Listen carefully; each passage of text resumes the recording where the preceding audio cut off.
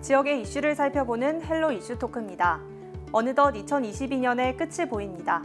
올 한 해를 되돌아보면 전남에서도 여러 이슈들이 있었는데 이번 시간에는 2022년 전남은 어땠는지 되돌아보는 시간 가져보겠습니다. 초당대학교 교양학부 정행준 교수와 함께합니다. 교수님 안녕하십니까? 네, 안녕하십니까? 네, 올해는 선거의 해였습니다. 20대 대통령 선거와 그리고 제8회 전국 동시지방선거가 있어서 그 어느 해보다 뜨거웠던 한 해였는데 이 두 선거 결과에 대해서 내용과 의미에 대해서 총평하신다면요. 네, 올해는 정말 선거에 했던 것 같습니다. 네. 이 방금 말씀하신 것처럼 대통령 선거와 함께 전국 동시지방선거가 같은 해에 치러지는 날이었습니다. 네. 또 해였습니다. 이 의미는 뭐냐면은 이제 대통령 선거를 통해서 우리가 이제 중앙 권력, 국가 권력이 교체가 됐고, 네. 또 지방선거를 통해서도 또 역시 지방에 대한 그 권력들이 이제 또 교체되는 또 원년이 됐습니다. 선거 결과를 우리 뭐 시청자 여러분께서 다 아시겠습니다만은 국민의힘의 윤석열 후보가 48.56%로 이재명 더불어민주당 후보를 이렇게 신승한 선거였습니다. 네. 특히 이제 전국적인 이런 그 국민의힘 지지 성향의 어떤 투표와는 또 별개로 또 좀 다르게 우리 또 광주 전남북의 경우에는 우리 더불어민주당을 적극적으로 지원했던, 그래서 뭐 이재명 후보가 거의 80% 이상으로 득표율을 보였습니다. 그래서 이러한 부분들이 지금 현재 올해도 대통령 선거를 통해서도 확인할 수 있었던 것은 어떤 해묵은 어떤 지역 갈등이라든지 또 정치 구도 속에서 늘 우리가 정말 이게 사라져야 될 어떤 병폐 중에 하나인 이러한 어떤 이념의 문제, 이런 부분들에 대한 아주 극한 충돌이 올 한 해 있었던 것 같습니다. 그리고 또 올해 또 지난 6월 1일에 있었던 우리 지방선거 결과도 마찬가지로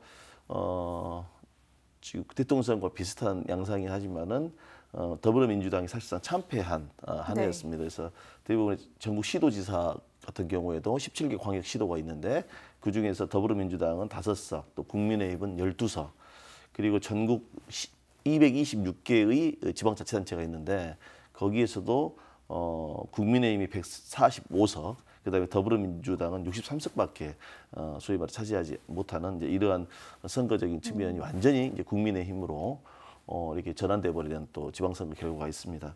그래서 이제 이런 부분을 또 보면은 우리가 이제 올해가 참 많은 어떤 생각을 해봐야 될 텐데, 우리가 지금 현재 중앙 권력과 지방 권력들이 되고 이제 바뀌면서 이제 우리가 본격적으로 올 한해도 이제 12월이 마지막 아니겠습니까? 네. 이제 내년도 정부 새 예산과 더불어서 이제 이런 국가 주도에도 중앙 정부의 다양한 어떤 앞으로 쭉 얘기하겠습니다만은 정부 재정 지원 사업들을 잘 받아서 또 지방 정부는 지방 정부 내에서도 해야 될 다양한 어떤 경제적 성장을 위한 노력들을 병행해야 되는 노력들이 굉장히 필요하다는 걸 다시 한번 말씀을 좀 드리고 싶습니다. 그러면 이제 화두는 윤석열 정부의 공약 이행과 또 지방선거에서 당선된 광역이나 기초자치단체장의 공약 이행이 관심사일 것 같은데 여기에 대해서는 교수님이 어떻게 생각하시나요? 네, 우리 윤석열 정부에서 이제 17개 광역 시도를 중심으로 어떤 지역별 공약들을 이미 제시를 했습니다. 우리 전남의 경우에는 우리 지금 윤석열 정부에서 대한민국의 신성장의 중심, 그래서 미래 선도 사업을 도약하기 위한 총 7대 공약 15개의 과제를 제시를 했습니다. 네. 우리가 흔히 말하는 공약이죠. 또 광주 같은 경우도 마찬가지지만 자유민주 인권의 수도로서 대한민국의 미래를 여는 광주, 이러한 공약을 내세웠는데 그 중에서 이제 이 지금 윤석열 정부에서 추진하고자 하는 우리 전라남도, 특히 전라남도의 7개 과제들이 7개 대표 공약들이 보면 친환경 재생에너지 지금 계속 하고 있는 이제 이 부분에 대해서 조금 더 강화 한번 해보겠다. 그다음에 우리 나로 있는 그 고흥우주 산업 그 부분을 좀 더 육성해 보겠다는 것. 그다음에 광역 고속철도망을 좀 더 앞당겨 보는 것. 그래서 지금 우리가 KTX 지금 완전 개통도 이제 얼마 남지 않았지 않습니까? 목포에서 광주 송정 구간만 지금 현재 열심히 이제 공사 중에 있는데 이 부분이 되고 또 목포를 중심으로 해서 부산까지, 또 목포를 중심으로 해서 인천까지 가는 또 용산, 수서 외에도 지금 인천까지도 가려하는 지금 노선들을 지금 거의 확정하고 있거든요. 그래서 이런 국가 철도 계획망에 의해서 지금 또 단선화되어 지금 현재 전라북도 익산에서 우리 여수 엑스포역까지 가는 이 전라선 이 부분에 대한 이제 고속 전철화 사업들 이런 부분들도 굉장히 윤석열 정부에서 한번 추진해 보겠다는 공약으로 나와 있습니다. 그래서 핵심은 이제 이런 공약들이 이제 얼마만큼 잘 이행되도록 우리 지역민들과 또 지역 정치인들이 얼마나 많은 관심과 노력을 기울이냐에 따라서 이런 공약들이 실제로 윤석열 정부 안에서 이루어질 것인가 안 이루어질 것인가에 대한 아주 핵심적인 어떤 그 포인트라고 봅니다. 그래서 지금 이제 입장에서는 이제 이 윤석열 정부에서 추진하고 있는 특히 이 전남 지역의 7대 공약 또 15개의 세부 과제들이 잘 이행될 수 있도록 굉장히 많은 노력을 좀 해야 할 것 같습니다. 무엇보다 예산 확보를 비롯한 또 지역 정치인의 역할들이 또 필요할 것 같고. 네. 그래서 이 전라남도가 이제 앞으로 사실은 너무 저희들이 이제 이 경제산업 구조가 취약하다 보니까 중앙 정부의 도움이 없이는 사실상 자생력을 자생력은 스스로 생존하기는 굉장히 어려움이 많은 지역입니다. 네. 따라서 이 중앙 정부의 정말 우리 여기 지역 정치인들이 정말 우리의 어떤 영혼을 파는 한이 있더라도 정말 최선을 다해서 이 국고 지원 사업들을 확보해 나가는데 다시 말하자면 윤석열 정부에서 제시하는 이런 공약들이 이행될 수 있도록 최선의 노력을 다해야 된다 이런 말씀을 드리고 싶습니다. 그리고 뭐 우리 전라남도 같은 경우에도 지금 뭐 김영록 지사께서 굉장히 많이 고군분투하시면서 노력들을 많이 하고 계시는데 우리 김영록 지사께서도 지금 하고 있는 게 거의 대부분의 핵심적인 것은 SOC 사업, 우리가 흔히 말하는 사회 간접자본 시설 확충, 그리고 지역 경제 활성화. 또 그 일환으로서 이제 문화관광 분야에 대한 어떤 성장 이런 것들 굉장히 지금 노력을 하고 있습니다. 그래서 이제 내년부터 이제 본격적으로 새 예산안과 더불어서 예산 확보와 더불어서 전라남도 22기 시군을 비롯한 전라남도가 우리 정말 전라남도의 미래를 위해서 또 계속 얘기하겠습니다만은 전라남도의 소멸을 막고 전라남도의 제2의 르네상스가 이루어질 수 있도록 최선의 노력을 다해야 된다 이런 말씀을 드리고 싶습니다. 네, 지역 발전을 이루기 위해서라도 공약 이행이 꼭 됐으면 좋겠고요. 또 세계적인 경기 침체 등에 따라서 우리 전남의 경기도 조금은 어려웠지 않나 그런 것도 마찬가지였는데 내년 경기도 어려울 것으로 전망되고 있다고요. 예, 세계 경제가 지금 어렵다는 것은 뭐 여러 언론과 여러 또 학계에서 지금 발표를 했기 때문에 분명한 것은 내년이 올해보다 더 어렵다는 건 사실인 것 같습니다. 네. 좀 눈여겨볼 것이 우리가 1998년 우리나라가 IMF 구제 금융을 받았었습니다. 그때 당시 IMF의 구제 금융 받을 당시는 세계 경제는 좋았습니다. 네. 근데 우리나라만 좋지 않았거든요. 그래서 이제 우리나라가 이게 다시 한번 IMF를 극복할 수 있었던 어떤 여러 국제사회 도움을 받았는데 지금 문제는 내년의 경우에 세계 경제 전체가 전체적으로 지금 경제 성장이 지금 둔화되는 양상들이 나타나고 오히려 둔화를 넘어서 이제 침체기로 가지 않겠는가라는 조심스러운 전망들을 여러 기관들에서 발표를 하고 있습니다.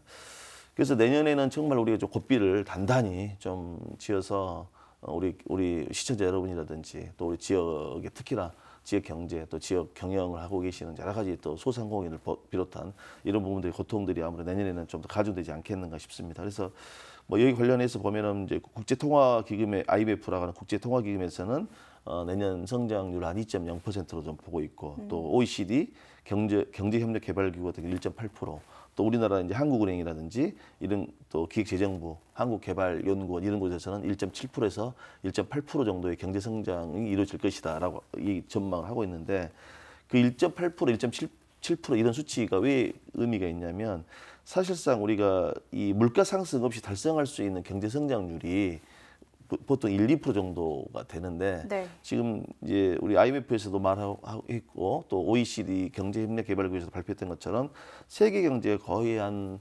2.5% 후반대에서 3% 정도를 전망을 하고 있어요. 네. 이 말은 무슨 말인가 하니 세계 전체의 경제 성장률에 비해서 우리 대한민국은 1%대를 예상하고 있기 때문에 이 부분이 굉장히 이제 우려스럽습니다. 그리고 특히나 지금 우리 내년 경제 중에서 여러 가지 리스크가 있는데 잘 아시다시피 북한 리스크 있죠. 네. 북한의 핵 개발이라든지 또 미사일 발사라든지 또 아시다시피 중국과 또 일본 등등 또 안보 문제 이제 이런 부분들이 가뜩이나 지금 좋지 않는 세계 경제 상황 속에서 우리나라 경제의 전망들을 굉장히 어둡게 하는 큰 요인으로 작용할 것 같아서 굉장히 좀 걱정이 되는 면이 좀 있습니다. 이렇게 수치로 살펴보니까 내년도에 이 경기 어려움이 조금 더 와닿는데 이제 이 경기 침체뿐만 아니라 또 우리 전남의 가장 큰 현안이라고 한다면 인구 감소 문제라고 볼 수 있잖아요. 지난달에 호남지방통계청이 2037년에 광주와 전남의 전체 인구는 감소하고 고령 인구나 이 1인 가구는 증가할 것이다 이렇게 전망하더라고요. 이런 결과를 봤을 때 올해도 뚜렷한 해결책이 없지 않았나 생각이 드는데 이제 정말 실질적인 대책이 필요할 것 같거든요. 이 부분은 어떻게 보시나요? 예, 참 인구 문제는 곧 지역의 생존의 문제이고 또 인구의 문제는 곧 지역의 생존의 전략이 됩니다. 그래서 네. 지금 이제 방금 우리 앵커님께서 말씀하셨다시피 이 고령화 자체가 문제라기보다는 고령화는 어떤 현상이고 또 고령화는 우리가 극복하면 되는데 문제는 아이를 출산하지 않는다는 겁니다. 이제 이 부분이 인구 소멸로 이어지고 인구 소멸은 지역 소멸로 이어진다는 측면에서 전라남도 22개 시군 중에서 목포시, 그다음에 여수, 순천, 광양, 나주, 그다음에 무안 정도를 제외한 나머지는 이미 한국고용정보원에서도 인구 소멸 예정 지역이라고 매년 발표를 하고 있습니다. 네. 그만큼 전라남도가 사실상 자생하기 쉽지 않은 지금 사실 구조를 갖고 있다는 겁니다. 그래서 이런 측면에서 이제 우리 전라남도가 앞으로 내년부터 정말 해야 될 노력들이 굉장히 많은데 애석하지만 우리 지금 전라남도 같은 경우는 인구학에서 말하는 데드 클로스, 즉 출생한 아이보다 네. 사망자 수가 더 많은 경우를 우리가 인구학에서 데드 클로스라고 하는데 네. 우리 전라남도는 이미 2013년도부터 출생률보다 사망률이 훨씬 더 많게 됐습니다. 이제 우리 전국적으로 보면 한국은 우리나라는 사실 작년에 재작년입니다. 2020년도에 처음으로 데드 크루스가 발생했습니다. 다시 말하면 우리나라 전체도 2020년부터는 출생 아동보다는 네. 사망자가 많아져 버리는. 이제 그런데 우리 전라남도는 일찍이 2013년도부터 데드 크루스 현상이 나타났다는 얘기거든요. 그리고 저도 뭐 관련 통계 자료를 보더라도 지금 전라남도 같은 경우는 가장 큰 지금 문제가 만 18세에서 39세, 우리가 흔히 말하는 청년층이라고 하는 네. 이 인구가 매년 1만 명씩 유출되고 있습니다. 제가 조사를 해보니까 2018년 같은 경우는 9,700여 명, 그 다음에 2020년의 경우에는 12,000명 정도가 이미 그 18세에서 39세의 청년층들이 우리 전라남도를 떠나버린 겁니다. 네. 이 속도로 간다면 제가 우리 헬로이시토크에서 자주 언급했습니다만은 10년이면 나주시 인구 정도의 인구 빠져버립니다. 이런다면 전라남도가 과연 생존할 수 있을까? 사람이 없는데 지역이 생존할 수는 없는 거 아니겠습니까? 이런 부분에 대한 대책이 정말 시급하다는 걸 말씀을 드리고, 그럼 이런 인구가 유출이 왜 이렇게 계속해서 늘어나는가? 다시 말해 청년들은 왜 떠나는가? 네.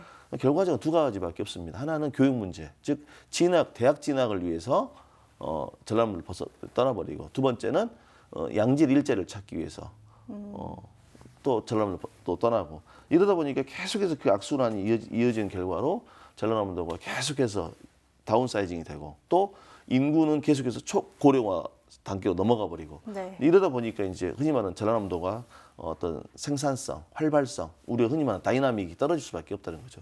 그래서 이런 부분들을 우리 정말 노력하고 계시는 김명록 도지사님을 비롯한 22개 우리 지자체장들께서 정말 혼연일체가 되어서 우리 전라남도의 미래를 열어가기 위해서 이 인구 소멸을 막고 또 교육을 통해서 또 유출되는 이런 걸 막기 위해서라도 최선의 노력을 다해야 되는데, 결론은 그렇습니다. 전라남도가 살기 위해서는요, 기업이 유치돼야 됩니다. 양질의 일자리가 있어야 됩니다. 네. 다시 말하자면 돈이 있는 곳에 사람이 모이거든요.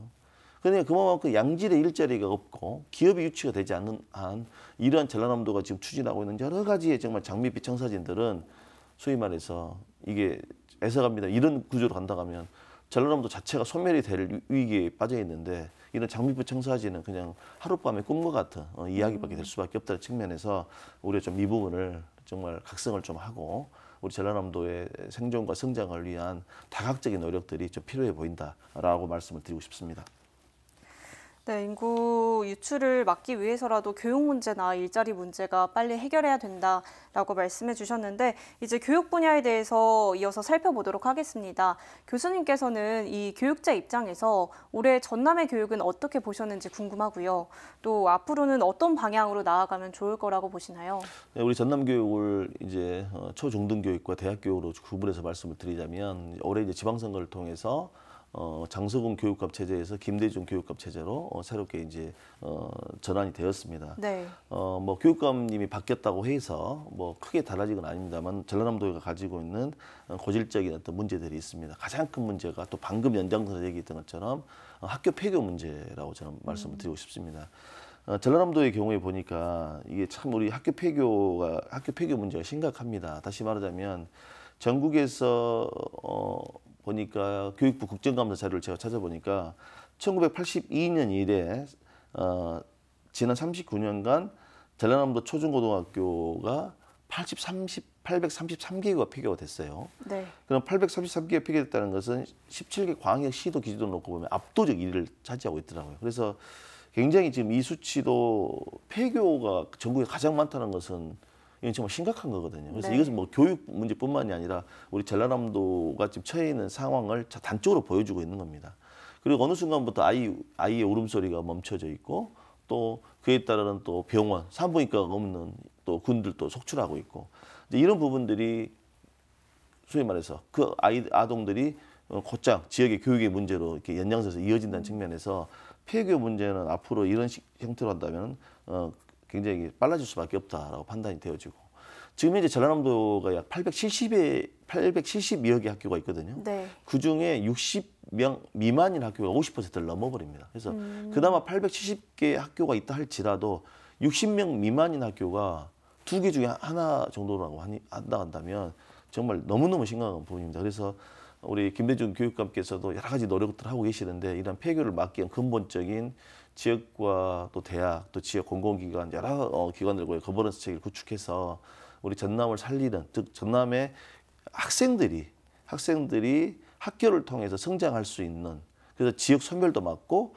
학생들도 여기 와서 학교라는 공동체 안에서 정말 자기 인생에 또 우리 전남의 미래를 위해서 열심히 공부할 수 있는 이런 생태계 구축이 정말 무엇보다도 시급하다라고 말씀을 드리고 싶습니다. 그리고 올해 같은 경우는 코로나19 상황 속에서 이제 비대면 수업들이 좀 예상이 됐었습니다만은 네. 그나마 이제 방역 당국의 적극적인 노력에 의해서 코로나19 상황 속에서 학사 일정이 순조롭게 이어졌다는 측면에서 굉장히 고무적인 것 같습니다. 자, 그래서 결과적으로 전남 교육도 지금 이제 연장선에서 내년까지 계속 이어질 부분들은 결과적으로 교육이 따로 떠 있지 않고 지역이라는 공동체 안에서 지역이라는 다양한 어떤 역할을 안에서 또 교육이 한 역할을 또 해야 되는 건 사실이니까 이런 부분들에 대한 앞으로도 노력들이 계속해서 필요하다는 말씀을 드리고 싶습니다.